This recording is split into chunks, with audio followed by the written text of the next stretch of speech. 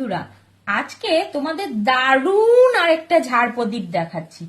আগের দিন তোমাদের 28 বাতির একটা ঝাড় প্রদীপ দেখিয়েছিলাম, তোমরা অনেক পছন্দ করেছো। তার জন্য আজকে আরেকটা অর্ডারের 21 বাতির সুন্দর একটা ঝাড় প্রদীপ নিয়ে চলে এসেছি।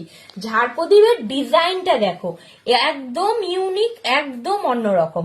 কাস্টমার তার নিজের পছন্দ মতন আমাকে দেখিয়েছে, আমি সেইভাবেই বানিয়ে দেওয়ার চেষ্টা করেছি।